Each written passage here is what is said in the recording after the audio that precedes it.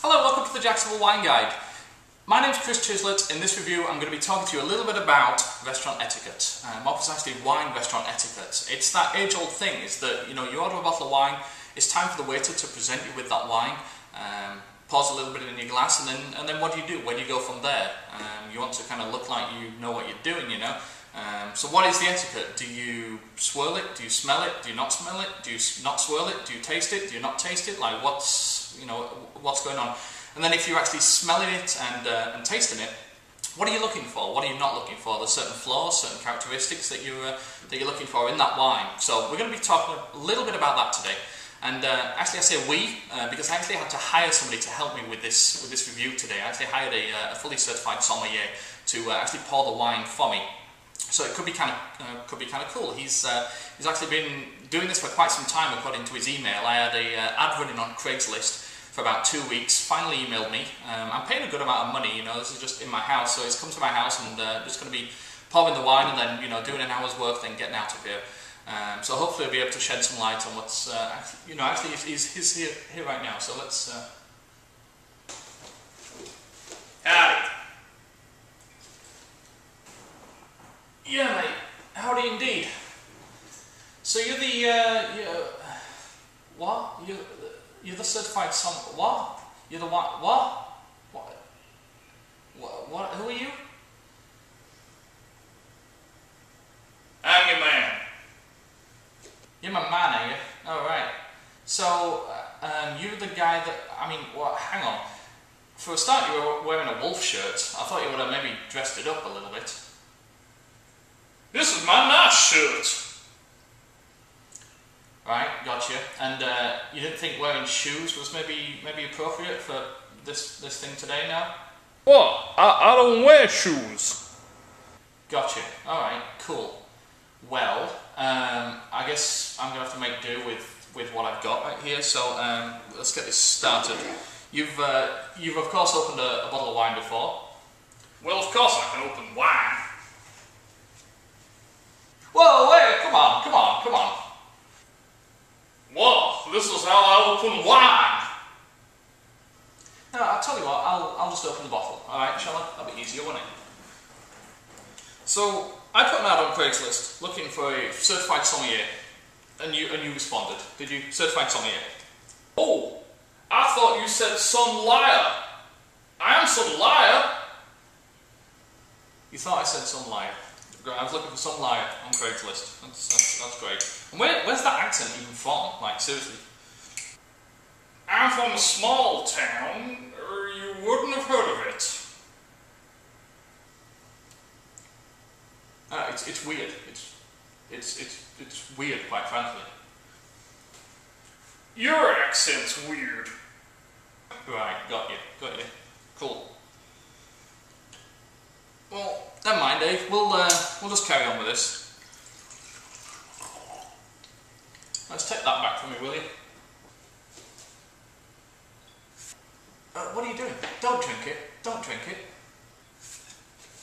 Tell you what, mate. You can just actually leave. Yeah, if that's okay with you, you can just leave. Oh, okay. Bye. I'm taking the wine though. Alright, well, I'm sorry about that. Never mind, Dave. He did the hard work. Okay, so we've been poured our wine. In this case, it was a 2008, I think, before he took the bottle. 2008, so fairly young, white wine. What we are looking for is, this table is not the best place to be looking at the colour, but ideally, white tablecloth, white napkin. We'll be first checking out the colour.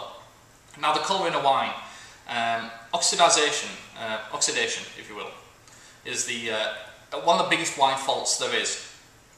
The colour on this looks fine. If it was oxidised, it would almost have like a brown or an orange kind of colour to it, but we're looking at a nice kind of pale straw colour, which we should be looking at with a wine that's so young, like 2008. But sometimes you may get served a wine in a restaurant that's a few years past its vintage, or air has leaked through the cork.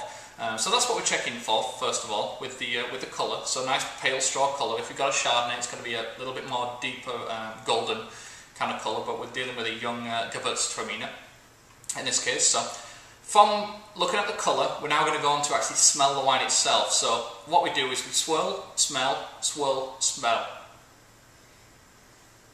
Just to second guess ourselves, we'll do it twice. Straight off the nose, it smells fine. Now, I honestly believe that my palate, that my nose is better than my taste buds, than my palate, if you will. So I can tell you just straight off that this wine is fine, and I would then indicate to the sommelier, the waiter, whatever, that they can just pour the rest of the wine and we're good to go. But sometimes it's best to double check. Sometimes with older red wines, it's a little bit hard to tell. But we're going to taste this wine anyway. We're just going to go through the motions. Now, some people ask what I'm doing there. What is that weird thing I'm doing with my face? Well, what we're actually doing is we're turning the wine from a liquid into a gas, so you can actually taste it better. Now, it makes your face look kind of weird, but I'll do it again for you just so you can see. Okay.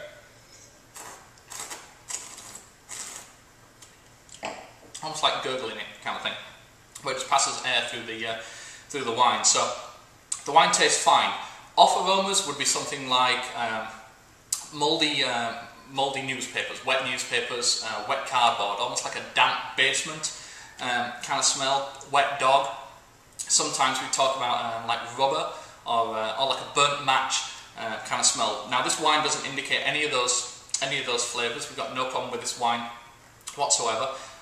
Different story with red wines. You'd still be looking at oxidization and these kind of things, but this wine is completely fine. So there is a little bit of a grey area with wine when it comes to wine in restaurants and a bad wine and a wine that you don't like, and it's one of those areas that you should approach kind of with caution, just because it's always hard to send a wine back just because you don't like it, and you should never indicate that, you know, I just don't like this wine, really, can I send it back? If you truly don't think you can drink the wine, then yeah, you know, that's what you're going to have to do, but you should never claim that, oh, this wine is bad if you simply don't like it. It is kind of one of those grey areas. It's almost like you've made a commitment to buy already just by tasting the wine. But you know, it's always going to be one of those grey areas as to what to do. But it was a little fun video for you. I hope this was a little bit of help. Let me know if you have any questions for you.